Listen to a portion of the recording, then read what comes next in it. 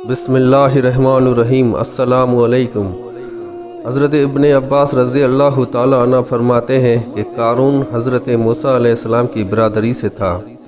उनके चचाज़ाद भाई थे। दुनियावी इल्म में बहुत तरक्की कर रखी थी। हज़रत मूसा अलैहिस्सलाम से वो हसद करता था। हज़रत मूसा अलैहिस्सलाम ने उससे फरमाया कि अल्लाह जल्ल शान ने मुझे तुमसे ज़कात वसूल करने का हुक्म दिया है।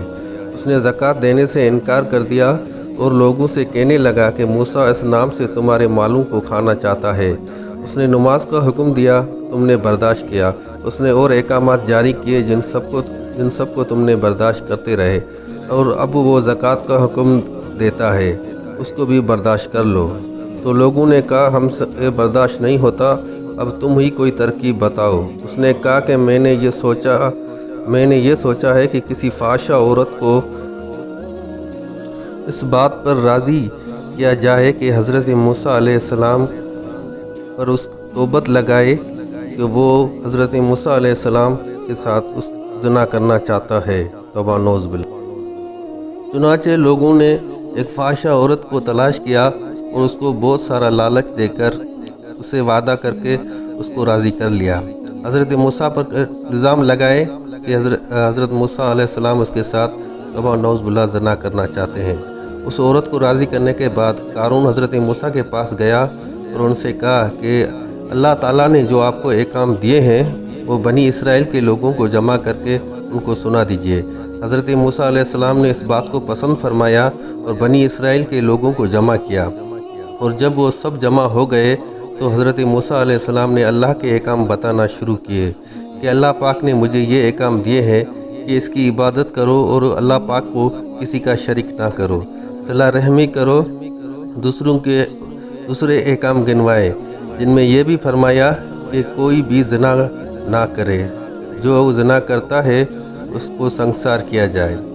इस बात पर लोगों ने कहा अगर आप खुद ज़िना करें तो हज़रत मूसा अलैहिस्सलाम ने फरमाया कि अगर मैं खुद ज़िना करूं तो मुझे भी संसार किया जाए। तो लोगों ने कहा कि आपने ज़िना किया है। हज़रत मूसा अलैहिस्सलाम ने ताज्जुब से फरमाया क्या मैंने? तो लोगों ने कहा जी हाँ आपने। और ये कहकर उस औरत को बुलाया और उस औरत से पूछा कि आप हज़रत मूसा अलैहिस्सलाम के मुतालिक क्या कहना चाहती है। और हज़रत मूसा अलैहिस्सलाम ने भी उस औरत को कसम दिया कि अल्लाह की कसम खाओ, जो भी कहोगी सच कहोगी और जो कहना चाहती हो वो सबके सामने कहो।